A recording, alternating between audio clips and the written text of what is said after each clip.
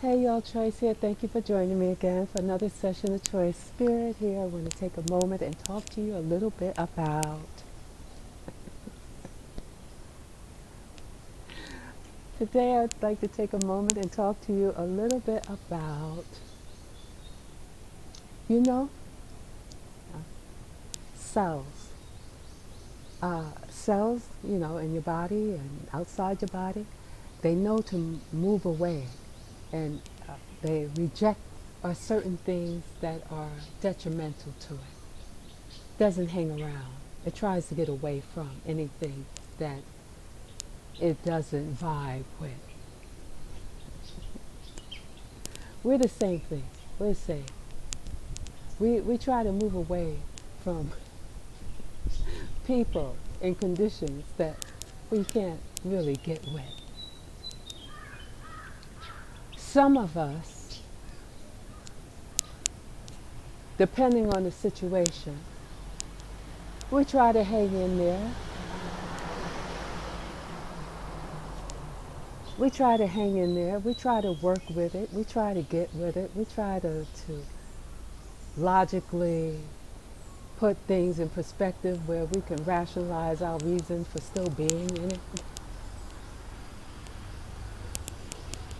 When everything in you is telling you, get out, get out. I don't care if it's an individual or a job or a predicament or a situation. I heard someone say situations, problems, predicaments, things like that. That's all. Well, I didn't hear them say that. I say that. I'm saying this. Predicaments, problems, situations, and all of that stuff is self-made. Though you don't know the nuances, I tell you that. You don't know. There is a higher power orchestrating most of all of what we're going through. And the soul that is maneuvering us for its sole purpose, the psyche, which is a part of the soul, the ego, which is a part of the soul. All of these things are working together for the whole. And yeah, I know. But it is. And so it's something greater orchestrating things so that we may have these rendezvous and these encounters. I will say experiences when you come to recognize that they're all experiences. Because that's what they are. They're all experiences. But when we're going through it, we don't necessarily see the experience. We see the problem. We see the situation. We see the condition. We see the madness. But we haven't gotten to the place where we're labeling it an experience it. We're labeling it as all of that other stuff. And remember, it's all labels. Whatever label you give it, so that it shall be. So whatever label you believe it to be, that so it shall be. Even if it isn't. Your belief wins hands down, because your beliefs is what is going to label something. And you're going to live according to whatever you label it. And that will unfold, that will show itself by what shows up in your life through the labels you give things and the things you believe it to be, your convictions and your judgment. By those you are judged and convicted. Okay? So, back on topic. The experience, if you choose to turn your head and say, this is an experience, I'm grateful and I appreciate it. What is it am I to see? What is it that I am to understand as a result of this thing? And how did I call it forth? Even if you don't know how you called it forth, which would be good if you knew how, because then it works towards you knowing yourself better and knowing how things work a little better. You're not going to get it all, but you can get a little more insight as to what you are doing to call for things that you then call situations, problems, conditions, and so forth. And then have to take time to recognize that, okay, to come to that place where, wow, that was some type of experience, you know. So let me say this.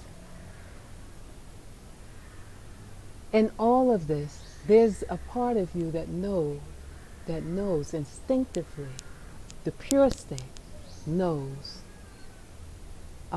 what to do with whatever you're trying to reject, to move from, to work with or not work with. It's knowing, it's knowing what to do. It's knowing what to do so that you can either go the long way around or the short. There are no shortcuts. There are no true shortcuts. You're going to have to go through it all at some point. But with that said, it knows through your free will and the urges from the soul also and the psyche that are coming up through that, orchestrating things so that you may have certain experiences, certain things to explore as a result, as I said before, of your asking. So in the way, when you know how you are asking for something, it gives you a little more leverage. You know, I'm trying. Sometimes I work to pull, to get this, to allow it to come through. And that's another thing. When you are working to let something happen, when you are working to make something happen, it doesn't flow the same as when you let go and allow things to flow. When you allow things to flow, it just comes out. It's just nice and easy. A little bump here and there, but it's basically nice and easy. When you're struggling and trying to work to get things to work, it's not coming from that flow state. So I said that to say that your body, you know when to move away from things. And if you don't do it, if you resist the urge that's coming from that pure place, you may, if you resist the pure urges coming from the heart space, from that centered place, then something would be orchestrated to, perhaps, I'm just using this as for lack of a better word, for lack of a better way of saying it, the long way around. Because you ignored the signs, the road signs. Doesn't mean that you're not going to get there. It doesn't mean that you won't eventually move away from that which you're being pushed away from, or urged away from, or directed away from, it doesn't mean that you won't eventually depart or move away and make your way wherever. It just means that you'll be in it for a while until you develop more and grow stronger and learn more and evolve more, so that you then learn to recognize the signs that are there that are showing you the shorter way, the shortcut. Not that there is a shortcut, I'm just using this. Rather than having to take more time to get it. More time to get it. You see? So the urges to move you away from something that's coming from that pure space is trying to direct you towards a shorter path, another path, a divine path still and all, but another way of getting to what you are asking. But if you insist on not allowing the move away from, let me say it that way, if you still want to hold on because you're holding on for whatever reason and you're not moving away, what will happen is, like I said, you'll be there until you get the strength and the understanding to see, to know when to just let go of that attachment. And when you let go of that attachment and you get yourself back together, another door, another way will open. But it would be orchestrated by something more. And the soul, along with your, not your ego, but your soul and your psyche and all, will continue to work its way through whichever path you have to go in order for the soul to do what it's doing, which is to help you to come to know yourself, is to help you to rise and come to a place where you now know who you are. And it may not happen now, you see, but that's the idea.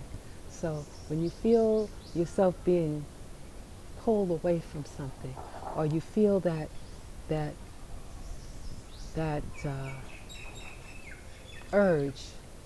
urge to distance yourself, you might want to listen. You might want to listen, because it's showing you and telling you something. It's trying to show you the way, but you got to let go of the attachment and be willing to let it go and know all is well. Anyway, much love here. Thank you so much for joining me again for another session of Choice Spirit. Namaste.